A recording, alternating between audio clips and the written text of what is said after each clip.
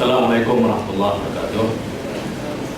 Selama 20 tahun menjadi peguam. Nama orang? Abdul Halim. Selama hampir 20 tahun menjadi peguam, saya belum mendengar satu tafsiran perlembagaan yang cukup memberi kemenangan kepada Islam seperti mana tafsiran yang ditafsirkan oleh Profesor Ismail. Saya masih terkenang 20 tahun dahulu di bangku masa menjadi student di mana seorang Profesor Ahmad Ibrahim membaca artikel 4 mengatakan bahawa this law is the supreme law of the land and the law passed after Merdeka, which is inconsistent. This constitution shall to the extent of the inconsistency be void. Walaupun tafsiran inilah tafsiran Dr. Aziz Bari, tafsiran yang cukup menarik dan cukup memberi makna yang besar kepada agama Islam, tetapi kita sebagai peguam kita tersangkut dengan artikel 4 clause 1 itu yang menyatakan bahawa mana-mana undang-undang yang dibuat yang bertentangan dengan perlembagaan adalah terbatal. Maksudnya, kemudian kita melihat tafsiran seorang hakim dalam kes saya ingat Cik Umar bin Cik Su, di mana seorang pengedar dadah telah dituduh di mahkamah di bawah kesalahan akta dadah berbahaya dan dia telah dijatuhkan hukuman mati gantung oleh mahkamah. Dan peguam pada ketika itu menghujahkan berdasarkan kepada artikel yang dibaca oleh Profesor Aziz Bari itu bahawasanya hukuman untuk membunuh, hukuman untuk gantung, tidak untuk kesalahan mengedar dadah ialah hukuman yang bercanggah dengan agama Islam. Oleh itu tidak boleh dipakai disebabkan oleh artikel 3 tadi yang mengatakan bahawa agama Islam adalah agama persekutuan. Jadi kita terbantu di situ dan kes pengedar itu dia dijatuhkan dengan hukuman juga. Jadi apakah komen Profesor? Nombor 2 ialah kenaan dengan kempen pilihan raya yang menuduh yang ada tuduhan liwat terhadap Datuk Seri Anwar. Jadi adakah saya tidak pasti adakah di dalam enactment jenayah negeri Kedah ini kita buat satu undang-undang hazard ini dalam enactment supaya siapa-siapa yang nak ceramah di pentas nanti kempen ini bila tuduh tangkap dia dan kita dakwa dia. Baik, itu saja. Assalamualaikum warahmatullahi wabarakatuh. Saya ingat agak dulu kita buka soalan sebab kita akan tamatkan sebelum ke 1. Jadi saya akan beri peluang kepada Prof. Aziz Bari untuk jawab dan terus mengulas hasil wacana siasat pada bagian ini dan saya akan serahkan kepada YB jadi untuk ulasan. Silakan Prof. Ya, soalan yang pertama itu soal sama ada perlembagaan Islam atau tidak. Saya mulakan tadi mengatakan bahawa kita anggaplah perlembagaan ini sebagai satu manual saja. Jadi kalau manual, maksudnya kita beli laptop manual lah, kita nak yang kita sibuk nak pecah kepala nak katakan benda ini Islam tidak apa-apa. Jadi ingat ini satu jenis pemikiran dalam umat Islam yang membantutkan perkembangan umat Islam. Dia minta buat hukum semua benda yang tak perlu pun dia minta hukum. Tak oleh kerana dia punya apa nama tu the syndrome of being fiqhiyah itu terlalu kuat. Jadi ini masalah kepada umat Islam seluruh dunia. Benda yang tak perlu hukum pun dia nak hukum juga. Sedangkan hukum itu sebenarnya adalah merupakan satu peraturan yang wujud daripada nilai. Dan orang Islam dia kalau malas berfikir, dia tak macam falsafah dah. Dia macam hukum sahaja. Okay. Dia tak boleh dalam filosofi. Ya, jadi makasih tak dikaji. Yang dikaji hanya hukum saja. Dan hukum itu tidak ada usul. Jadi mereka menjadi hukum menjadi satu yang keras, ya, yang menghukum. Jadi ini yang berlaku pada soalan tadi. Ya. Oleh kerana sudah dididik begitu, dia ingat perlembagaan macam ayam juga, ya, ini sembelih tak sembelih. Jadi sindrom itu sudah merebak sehingga menyebabkan dia standar. Ya. Nasihat saya adalah kita jangan buat begitu. Selagi kita mengambil sikap seperti itu, kita akan tertinggal. Sebab itu perlembagaan itu ditafsir oleh orang lain. Itu yang timbul soalan saudara Halim tadi. Sebab perlembagaan itu ditafsirkan oleh orang Islam. Dan hakim-hakim kita pun keliru. Ya. Perlembagaan ini bukan hanya undang biasa. Saya tak setuju dengan Profesor Makrani kerana beliau melihat perlembagaan sebagai sesuatu yang rigid. Dia membaca perlembagaan seperti atau menggunakan metodologi atau kaedah interpretation seperti mana membaca statute. Ya, mahkamah mengambil sikap yang berbeda, tetapi mahkamah masalahnya tidak konsisten. Bila dia nak buat hukum begini, dia ambil pendekatan yang liberal. Bila dia nak tak mau ambil sikap, dia ambil sikap yang literal. Jadi mahkamah di Malaysia sebenarnya tidak mempunyai satu persepsi yang jelas mengenai metodologi pentafsiran perlembagaan. Dan sebab itu Cik Omar bin Cik Soh itu walaupun diputuskan di Tun Sara Abbas, sebahagian besar pemikir undang-undang waktu ini menganggap Cik Omar bin Cik Soh keputusan yang salah, yang silap, yang sepatutnya diubah ataupun diberikan tafsiran baru oleh Mahkamah Persekutuan sekarang. Tetapi Mahkamah takut. Tuan-tuan Muhammad maklum kenapa dia takut. Pertama, kerana dia ada intellectual originality. Yang kedua, dia bertindak ikut lengkok eksekutif. Persoalan mengenai perkara 4, ya, sebenarnya perkara 4 is nothing in there. Ya, pada pokok buah saya nak sebutkan. Kalau anda baca perkara 4, apa yang ada di situ? Yang pertamanya, perkara 4/1 itu hanya mengatakan perlembagaan dalam orang tertinggi. Yang keduanya, dia terbatas setakat mana bertentangan. Dan yang ketiga yang tak disebut di situ ialah bahawa ini keputusan mahkamah. Hanya mahkamah saja yang boleh memutuskan sama ada dia in or out. Dan sekarang mahkamah tak buat keputusan. Jadi soal perkara 3 ini masih lagi perkara yang tak jelas. Yang saya rasa saya faham mengaku mahkamah tak mahu buat keputusan. Ya, mahkamah ini perkara 3 ni very political. Dan tuan-tuan jangan haraplah mahkamah akan buat keputusan. Dia takut dapat keputusan. Ya. Tetapi perkara 3 yang ditafsir oleh Cik Umar bin Cik Soh yang dihakimkan oleh Tun Sara Abbas merugikan umat Islam. Sebab saya katakan itu kenapa? Sebab dia tak ada hujah sebenarnya. Sara Abbas mengatakan bahawa perkara 3 itu merujuk kepada Islam seremonial. Soalnya di mana dia dapat itu? Dia kata framers of the constitution. Saya nak tanya siapa dia framers constitution itu? Bukan Tuan Rahman. Dalam ilmu tafsiran perlembagaan bukan Tuan Rahman. Framers ialah Red Commission. Sebab Red Commission itu yang menjadi rujukan mengapa sesuatu protokol ini masuk dalam itu atau tidak. Dan seperti yang saya katakan tadi, Red Commission tidak berkata apa-apa mengenai perkara 3. Bahkan kenyataannya, faktanya ialah bahawa di bawah draft yang disediakan oleh Red Commission ataupun Suruhanjaya Red, perkara 3 tidak ada. Saya nak ulangi, Suruhanjaya Red tidak ada ataupun tidak memasukkan perkara 3 itu. So, Sara Abbas jelas tidak punya hujah sebenarnya. Memang dia keputusan Mahkamah Agung, tetapi serupa juga keputusan liwat. Nah, macam fatwa mufti lah saya nak sebutkan. Mufti ada kuasa buat macam-macam fatwa, tetapi boleh betul dan boleh salah. Jadi sebab itu saya katakan, Cik Omar bin Cik Soh walaupun diputuskan oleh mahkamah nombor 1 negara waktu itu dan sampai sekarang, dia ada keputusan yang salah dan terus dikritik. Yang berpegang kepada kes ini orang bukan Islam dan orang-orang yang tak mahu Islam dilaksanakan, walaupun hujah mereka tak ada dalam perlembagaan sendiri.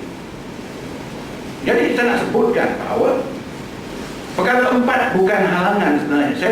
Saya berbeza pendapat dengan Ahmad Ibrahim, guru saya sendiri. Sebab yang pertama, Ahmad Ibrahim he has never done any extensive survey, extensive research on constitution. Bidangnya adalah bidang undang-undang keluarga. Ya, tiap-tiap orangnya ada bidang dia. Kalau dia bidang, kalau pendapat dia dipegang dan dihormati kalau bidang itu bidang dia. You must spend your life on that, and I don't think he has spent his life on that, Brother Halim. So please have a look, because you have been 20 years in practice, and it's time for you to have a look at what you have been thinking and understanding the way Article 3 is being interpreted. Of course, my interpretation is not final because I'm not a court. Kalau hakim pun, kalau bercakap di luar, dia tak ada kuasa apa-apa.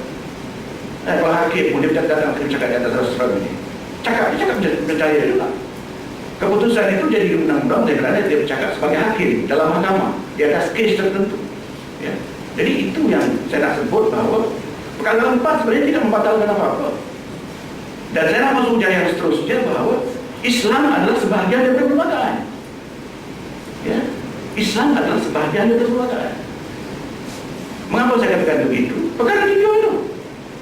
Perkara 3 adalah perlembagaan. Maknanya perkara 4 mengatakan kamu kena tengok perkara 3. Saudara Halim, tengok itu ya.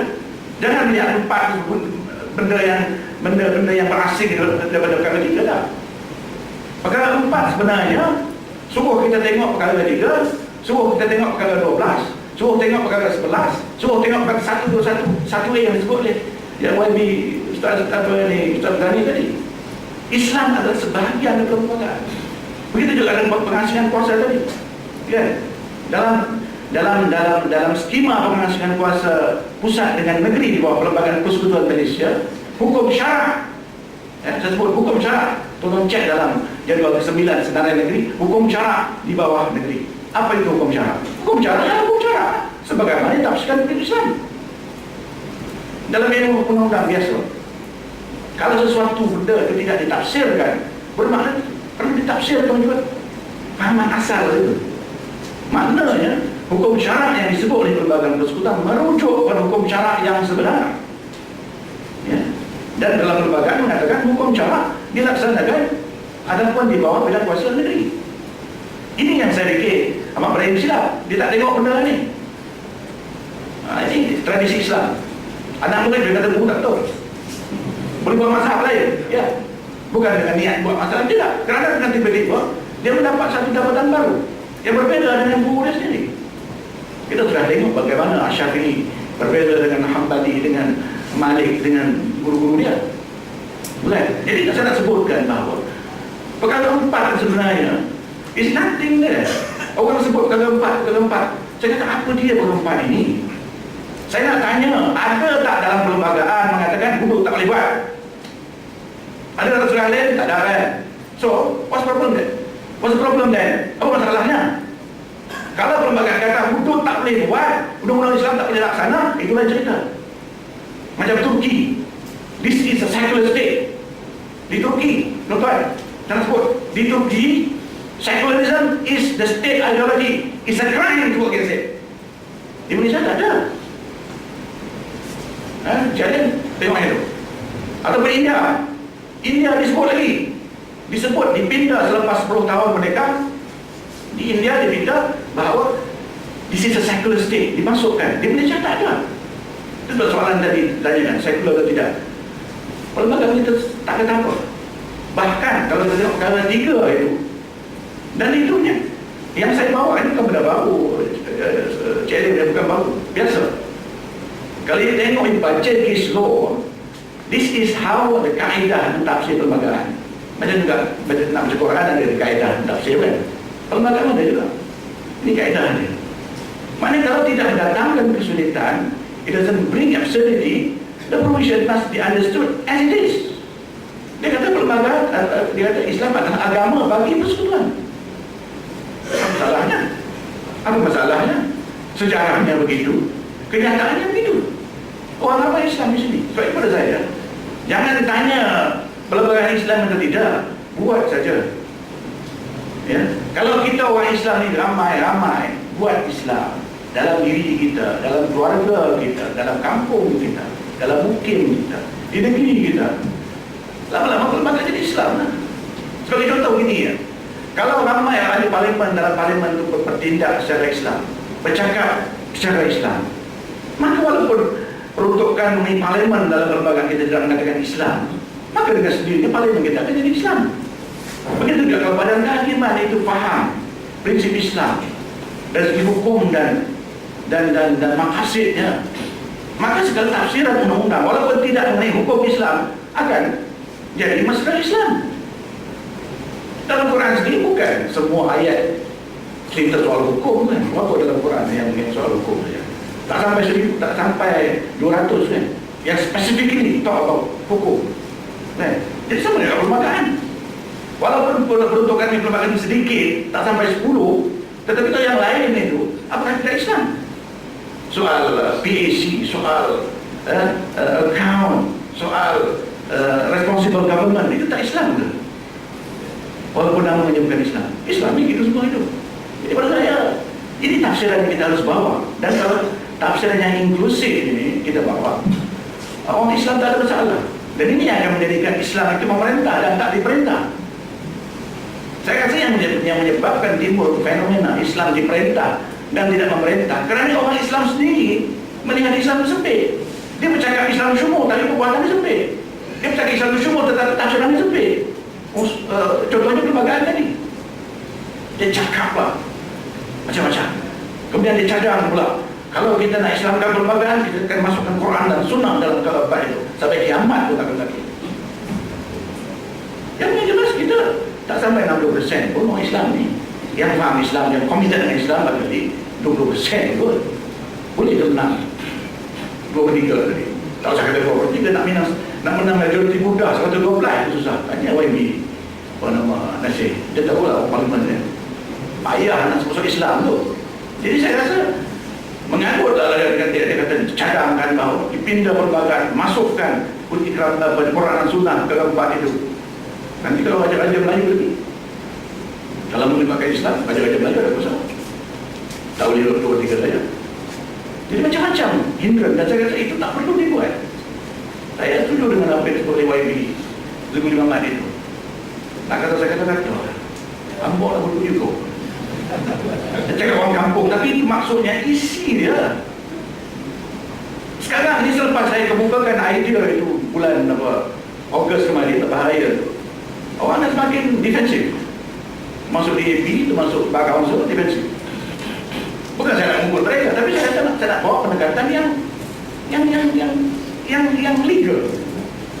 Walaupun kebetulan bagi jarang disebut, benda yang baru saya dapat. Alhamdulillah saya tahu macam mana terfikir begitu. Ya. Jadi saya rasa sebenarnya bukan perlembagaan yang jadi masalah. Yang jadi masalah ialah orang politik, dan orang politik ini disokong oleh kita. Jadi tuan-tuan tanya ni apa macam mana? Ada tak boleh tentang hak soal tadi? Ya terubah 153 dia tak ada benda sebenarnya. Kenapa saya tak ada benda? Sebab dia punya opening provision pasal 1 itu, apa nama itu, yang dia bertanggung, dia buat bertanggungjawab untuk mempertahankan kedudukan istimewa Melayu dan hak-hak sah, kepentingan sah golongan lain atau komuniti lain. Itu saja dia buat. Tidak disebut soal hak Melayu situ. Ya, ingat, kedudukan istimewa bukan hak Melayu. Kedudukan istimewa bukan hak Melayu. Dan kedudukan istimewa ni tak ditafsirkan. Lembaga ni pun pelik juga. Dia semua dia open, dia bergaduh dia. Dia bagus juga. Bergaduh ni siapa kuat dia dapat lah. Itu saya katakan tadi, orang Islam kena kuat, orang Islam kena proaktif dalam mentafsir, dalam mengisi berbagai. Kalau tidak, orang lain akan isi kan. Tuan-tuan nak tahu ya, sekarang ini orang bukan Islam sudah nampak bahawa perlembagaan ini tidak adil bagi mereka. Ya. Jadi pesan saya, jangan harap nak pindah perlembagaan, tak usah sebutlah. Kalau pindah pakai lebih teruk dia lah. Baik kekal kalau ada lagi. Dan ruang-ruang yang orang kata yang pelbagai tafsiran itu biarlah begitu. Sebab itu akan diisi oleh politik. Jadi kita kena cekap di politik. Nah, ini yang saya syariah saya sebelumkan. Jadi 153 itu maksudnya. Cuma masalahnya di bawah UMNO ada lain lah tadi. Tapi UMNO ni pun sejak 2008 jalan. Tak, saya terlibat tuan-tuan, saya boleh sebut, saya terlibat dengan seminar mengenai 153 ni. Saya ingat dah 15 tahun dah. Sebelum ini UMNO tak peduli dah. UMNO tak peduli 153 ni. Sejak kebelakangan ini saja dia dengan perkasa dan pekida yang bersungguh-sungguh sampai orang sebut 153 pun tak boleh. Sebut pun tak boleh. Yang tak boleh 153 tak boleh satu saja. Mansuh tak boleh. Kalau besok orang bangkit, saya nak cadang masuk satu itu tak boleh, itu salah. Itu satu kesalahan di bawah Akta Sultan. Lain pada itu tak apa. Kalau nak komen dari pelaksanaan, nak komen dari sejarah, tak ada hal. Ya, itu boleh juga. Dan kalau kita tengok balik pada 153, cukup longgar. Dia tak sebut soal asabiah sebab kita boleh kekalkan. Artinya saya nak sebutkan Pakatan Rakyat boleh isikan 153 dengan program yang berbeza dengan program UMNO PM. Pada saya tak ada masalah agenda ekonomi Malaysia. Kalau nak bagi dengan rakyat rumah baru. Yang tak boleh masuknya 153 tuan-tuan. Dasar agenda baru boleh masuk, boleh buang. Itu dasar saja. Yang tak boleh buang ni 153. Dan saya nak sebutkan juga 153 bukan 30%. 153 bukan 30%. Ini Ustaz Malaysia ada buat fitnah, kata jaja fitnah ni. RTN TV3. 30% ini bukan dalam perbankan ada. 30% dia. Dia kena ada 50% kan. Dan 50% bagus sikit. Ataupun kalau kata anda baik sikit besar, 10% pun okey. Istimewa juga. Betul tak? 10% sedih. Perlu balik. Okey lah. Tak semesti 30%. 5% pun okey. 0,5% pun okey. Istimewa juga. Sebab dia tak sama rata. Jadi pada saya 153 ni tak ada masalah. Yang masalahnya ialah program dia dan juga tafsiran yang dibawa oleh UMNO. Dan saya nak sebut satu lagi yang akhirnya, 153 ini diwujudkan tahun 48 tuan-tuan. Ya, kalau tuan-tuan tengok perjanjian Tanah Melayu tahun 48, saya ingat section 18 atau artikel 18 di situ ada sebut soal sama, the exact wording dengan 153 sekarang. Cuma bezanya ditambah Sabah dan Sarawak. Oleh kerana bila Sabah dan Sarawak masuk tahun 63, dimasukkan kepentingan kedudukan semua Melayu dan anak negeri Sabah dan Sarawak serta kepentingan sah komuniti lain. Jadi sebenarnya 153 tidak menindas. Yang menindas itu tafsiran UMNO. Minta maaf saya tak sebutkan juga. Saya banyak tak sebut UMNO ni. Tak bagi orang faham, ingat. Dalam minda kita bahawa yang menjadikan masalah pada 153 ni adalah UMNO. Tafsiran dia dan pelaksanaan dia. Kadang-kadang bukan 30%, 100% sudah semua. Dia nak borok semua. UMNO dia lah. Melayu-Melayu tak apa lah. Jadi yang menjadi masalah yang memalukan sekarang ialah selepas 55 tahun merdeka, kita masih lagi bercakap benda ini. Sepatutnya selepas 55 tahun merdeka, orang Melayu sudah kaya-kaya dah. Dah tak perlukan tongkat dengan kita. Jadi maknanya, kalau selepas 55 tahun, lepas lebih lama orang Melayu masih pakai tongkat, carilah tongkat lain. Saya minta webinar ini untuk diulasan dan terus ulasan penutup wacana siasat syariah dan syariah pada pagi ini. Bismillahirrahmanirrahim. Wallahu a'lam.